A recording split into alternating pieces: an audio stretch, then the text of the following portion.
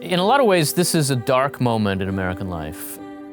From bitter partisan polarization to very intense culture war animosities, alienation, isolation, loneliness, the kind of trouble that has been leading to an epidemic of opioid abuse, to rising suicide rates.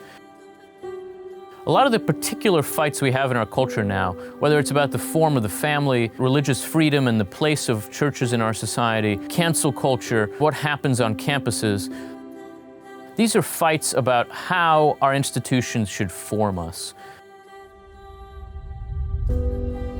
Institutions allow us to work together toward a common goal, from our families and our communities to our religious institutions and our educational institutions, and ultimately our politics.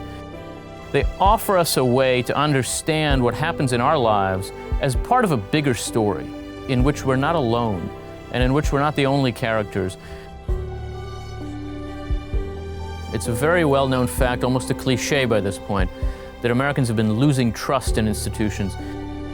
We've gone from thinking of these institutions as existing fundamentally to form us, to shape our character, to shape our souls, to mold us, to thinking of them instead as platforms for people to perform on. And when they just function as stages, as platforms to stand on and yell, they do become much harder to trust. Of course, it's important to understand the ills of our society, the injustices in our history, but before we can understand those, we have to understand what our society stands for, what's good about it, what it strives for, what ideally it would like to be, and then we can think about how it fails to achieve that in the present and how it could do it better. If we don't take that first step, then we don't offer them access to the best of their inheritance. It's left us with polarization. We've become clumped at two ends of American life.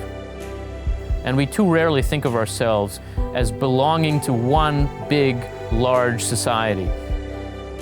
And our politics these days, our culture too, is hungry for solidarity, starving for it. People know that things need to change, and that is the beginning of a kind of change we need. The question for us now is how. What's called for in this moment is acting on hope. The source of our hope is the rising generation. Hope is active, not passive. It calls on us to step up to help the future be better for ourselves and for the next generation. It requires a commitment to the institutions of civic education, which too often we've lost sight of. Building and rebuilding the institutions that enable our society to be free. The way forward for us has to be to find a way to rebuild our solidarity while sustaining what we've gained from the liberalization of our culture. Letting people exercise their freedom, but also helping them understand themselves as belonging together. That's really the big challenge for America in the coming decades. It is a big challenge, but it's one we've faced before, and it's one that this country is up to.